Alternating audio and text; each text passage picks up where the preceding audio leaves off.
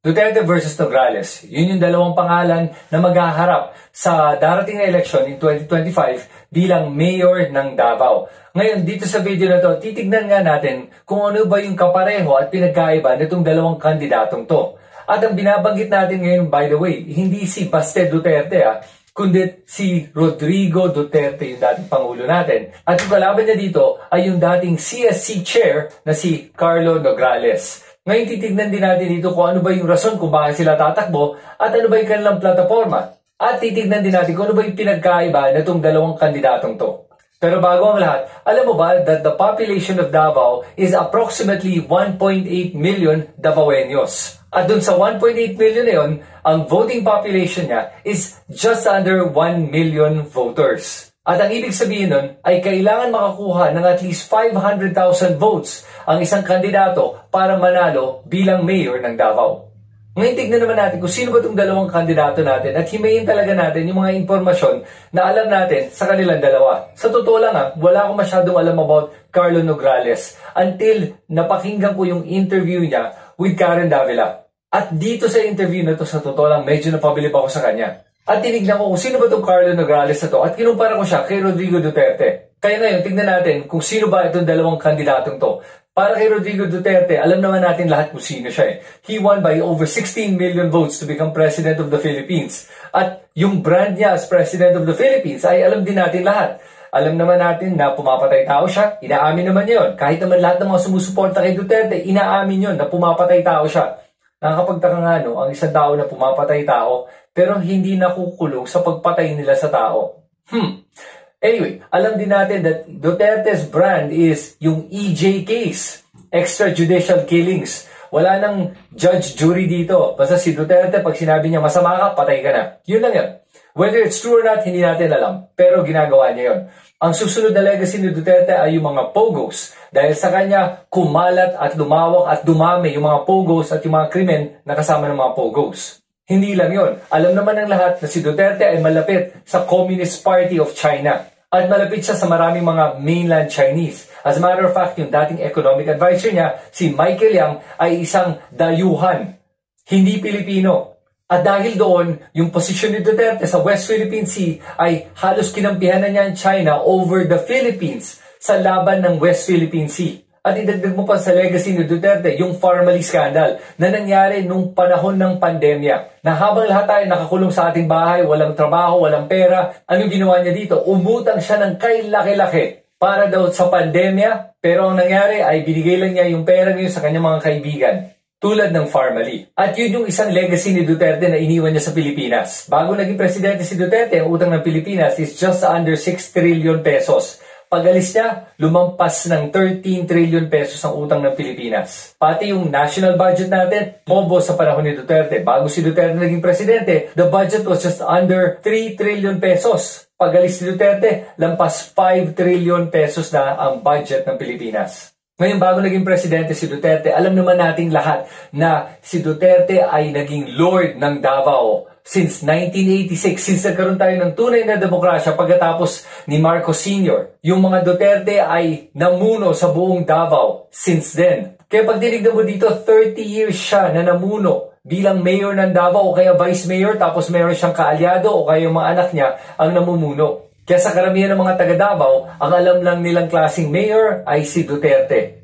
Ngayon tingnan naman natin kung sino ba itong si Carlo Nograles. Si Carlo Nograles ay isang lawyer din, tulad ni Duterte. At siya ang naging Civil Service Commissioner from March 2022 until recently nung nag-resign siya. Pero bago naman nun, alam mo ba na cabinet secretary siya ni Duterte from 2018 to 2022. Nag-serve nga siya bilang the IATF co-chair nung panahon ng pandemya. At hindi lang yun, naging presidential spokesperson pa rin ni Duterte from 2021 to 2022. Pero bago nun, kongresista siya, representing the 1st District of Davao from 2010 to 2018. Ngayon, ito naman ang interesting na nalaman ko about Carlo Nograles. Nalaman ko lang na nag-graduate pala itong si Carlo Nograles sa PSI, Philippine Science High School. Sa mga may hindi alam kung ano ba ang PSI, PSI is one of the hardest schools to get into. Kailangan kasi meron kang at least 85% sa math at saka science. O kaya dapat nasa top 10% ka ng class mo in math and science.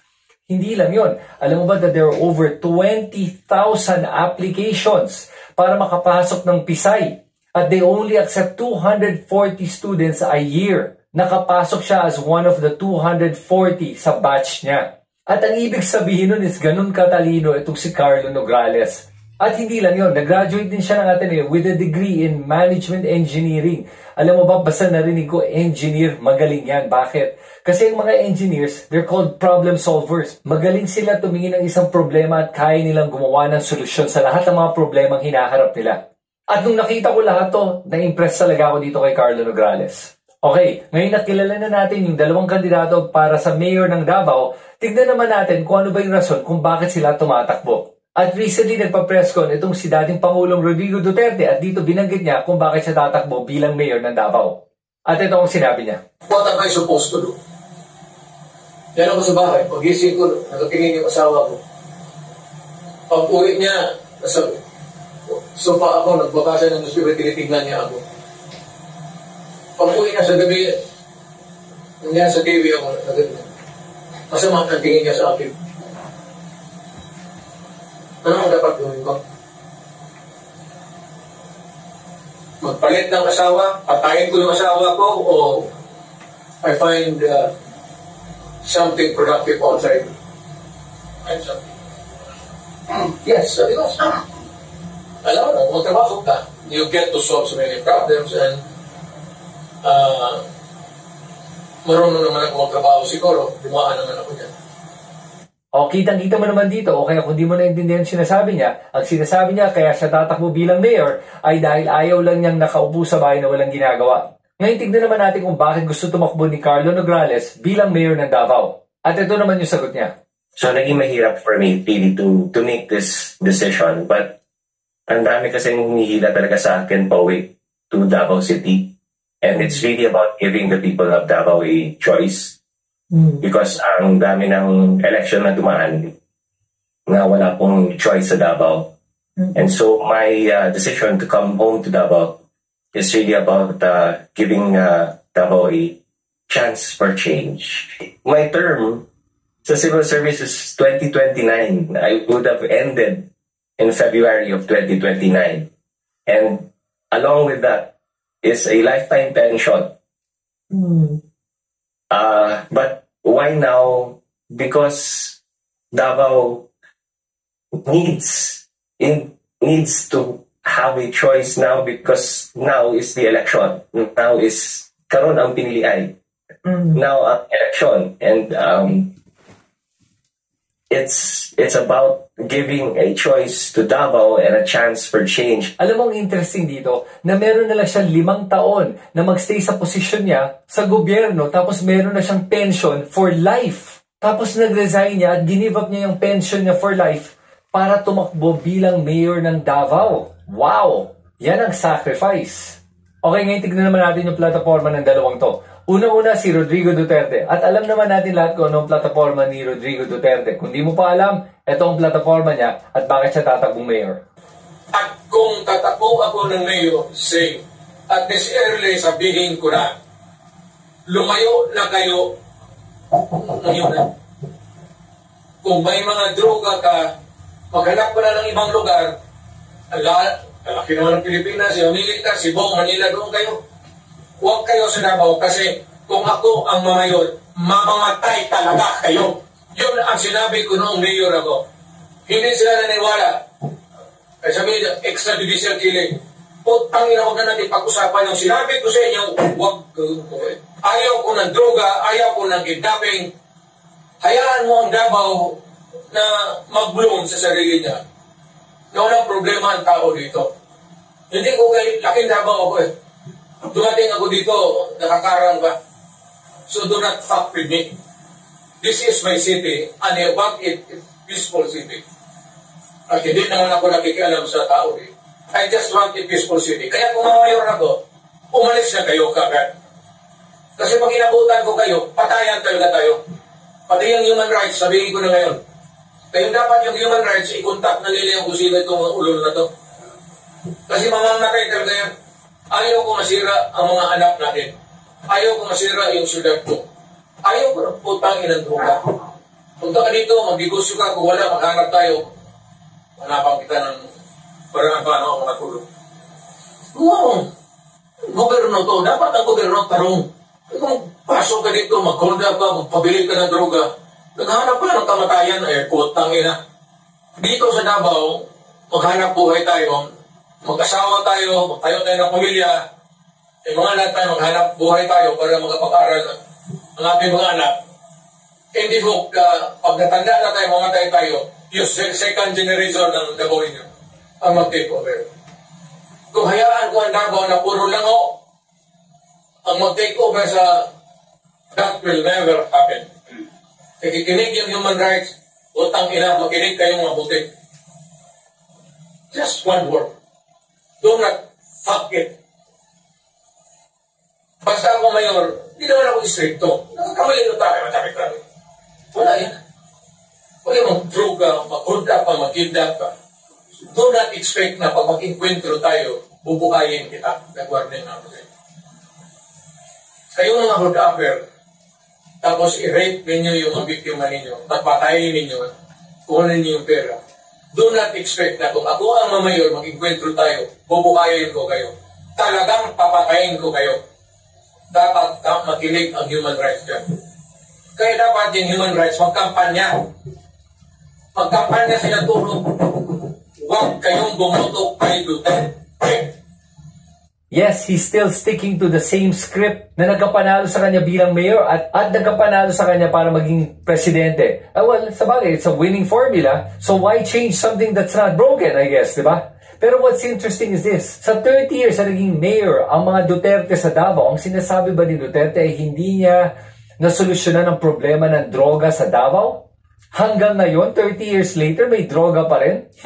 Ngayon, ano naman yung plataforma ni Carlo Nograles? Ngayon, dito na intriga ako, no? Kasi maraming nuance, so kaya maraming mga binanggit si Carlo Nograles na problema na hinaharap ng mga Davaoenos ngayon na hindi na-address over the last 30 years. At ito ang mga sinabi niya. And there's so many things that can be improved in Davao City na hindi rin pwedeng makapaghintay. Like, for instance, the flooding in Davao. Noon, sa Davao, you know, anong mga kalsadang iiwasan mo eh. Dahil pag dumugos ng ulan, alam mo, iwasan mo tong kalsada na to, iwasan mo tong kalsada na to dahil mabaha dyan. But now, pag ulan, wherever you go, baha eh. And there's an answer to there's a solution. The JICA master plan gives us a solution. The problem is, under the JICA master plan, you need 20 billion pesos for the short term and another 6 billion pesos in the long term to fix the flooding problem. And over and above that, Davao City has to shell out 8 billion pesos in the short term to fix mga drainage and improve our drainage system, and another 8 billion pesos in the long term. Because apart from the flooding, there's also a classroom shortage in Davao City. But we have the Special Education Fund, and that's yearly, and that's something that can be used and maximized. But I don't understand why the Special Education Fund is not being maximized to build more classrooms and to provide for the needs of school children here in Davao City. So that's also another problem that I think can be fixed. It's a fixable problem. There's a solution to that. But I see some of the improvements that we can do in Davao City. For instance, yung mga business permits namin sa Davao City, building permits, and all of the permits that go through City Hall, pwede naman natin pabilisin yan, di ba? If you look at the other cities, they're already on e-governance. They're already on digital governance. Naiwan ang Davao? Naiwan ang Davao? We're still not there. Wala pa tayo dun sa online payment. You apply for your business permits online. You get it fast. You get it quick. You can pay it online. These things are already being done in other cities, in more progressive cities. And that was supposed to be the queen city of the South. We're supposed to be the premier city of Mindanao. But the business permits and all of the permits can already go digital, di ba? Can already go e-governance online. Yun na po yung ginagawa ng iba. But I don't know why we're not doing it in Davao City. over and above that, yung ID card, e-cards na yan sa ibang cities para mas mabilis ang mga pagbibigay ng serbisyo sa ating sa mga kababayan sa mga constituents ng different cities. But in Davao, wala pang ganun, diba? Some cities are giving more benefits to senior citizens maliban sa cake every birthday. They also give over and above what the SWD is giving. They're giving also free medical checkups, free laboratory, free lahat na pwedeng ibigay sa mga senior citizens. But in Davao, it's still not like that. And I don't want Davao to be left behind. We can also do that because we have the means, the capacity, and the money to do all those things and even better, diba? We should be the example for Mindanao. We should set the bar high for Mindanao. And for the rest of the country, I think Davao can do that. O, nakita mo dito na pinag-usapan niya yung flood control. At ang interesting dito, no, ay may budget naman daw ang Davao. At nagbigay nga siya ng plano niya eh. At huwag niyong kakalimutan that Paulo Duterte had 51 billion pesos in 3 years. And yun daw ay for flood control. Pero may problema pa rin ng flooding sa Davao. At yung isa pang plataforma ni Carlo Nograles ay yung education. Sinasabi din nga niyan na may pera naman daw ang Davao for education at nagtataka siya bakit kulang pa rin yung mga classroom sa Davao. Binanggit din niya na kailangan na i-modernize ang Davao, na nahuhuli na pala ang Davao when it comes to modernization, at he wants to bring Davao to the digital age. At pabibilisin daw niya yung paggagawa ng negosyo sa Davao dahil marami daw mga red tape ngayon na kailangan ng tanggalin. At hindi lang yun, binanggit din niya yung pag-aalaga ng kalusugan ng mga Davaoenos sa paraan ng pagbibigay ng mga free health checkups. At ang interesting kay Carlo Nograles ay alam niya yung problema at nagbibigay siya ng solusyon. Ngayon, ano pa ang pinagkaiba nitong dalawang kandidatong to? Unang-una, si Duterte nagtatrabaho sa gabi. Hindi siya maaga magising, ang trabaho niya at mga meetings niya kadalasan ay gabi na. Kumpara naman kay Carlo Nograles na maaga nagigising at nagtatrabaho buong araw. Pero sa pangako nga ni Carlo Nograles, sa dami ng kailangan gawin, siguraduhin aabot din ng gabi yung trabaho niya. At ang isa pang malaking pinagkaiba ng dalawang to ay si Rodrigo Duterte is already 79 years old. Si Carlo Nograles is 48 years old. At pag makikita mo sa kilos silang dalawa at sa binanggit din ng Duterte, alam naman natin lahat na may cancer si Duterte at may sakit siya. At nahihirapan na nga siya maglakad. At hindi maganda yung kanyang kalusugan. Kaya ba niya tumagal ng 3 pang taon? Si Carlo Nograles naman ay bata pa, malusog at malakas. At ngayon na alam ninyo lahat kung sino itong dalawang to, bakit sila tatakbo, at kung ano ba yung plataforma nila. Nasa sa inyo na yung mga taga Davao kung sino ba talaga iboboto nyo. Kasi ang pagboboto sa ating mga pinuno ay reflection yan ng mga nasa isip natin at sa damdamin natin.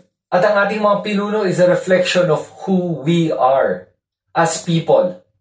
Kaya ngayon, para sa mga